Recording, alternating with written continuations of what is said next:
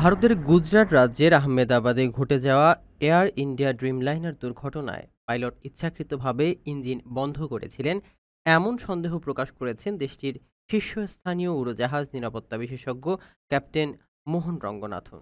তিনি দাবি করেন, ফুয়েল কাট অফ সুইচ সচেতনভাবে বন্ধ না করলে এমন দুর্ঘটনা সম্ভব নয়।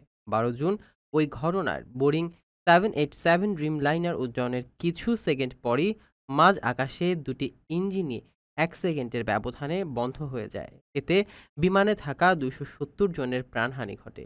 ককপিট অডিও বিশ্লেষণে শোনা যায়, এক পাইলট বিস্ময় ভরে অপর পাইলটকে জিজ্ঞেস করেন, তুমি বন্ধ করে দিলে? তিনি উত্তর দেন, আমি দেইনি। NASA 557, contact tower 128.15. Maintain. Aircraft accident investigation ব্যুরোর প্রাথমিক তদন্তে জানা যায়, ফুয়েল সুইচ হঠাৎ বন্ধ হওয়ার সম্ভাবনা নেই, কারণ এগুলো লক করা থাকে। দুর্ঘটনার সময় বিমানের র্যাম এয়ার টারবাইন খুলে যায়, যা বিদ্যুৎ ও থ্রাস্ট সিস্টেম ব্যর্থতার প্রমাণ। এখন মূল তদন্তে পাইলটের আত্মহত্যার উদ্দেশ্য সহ ইচ্ছাকৃত দুর্ঘটনার সম্ভাবনাকে গুরুত্ব দেওয়া হচ্ছে।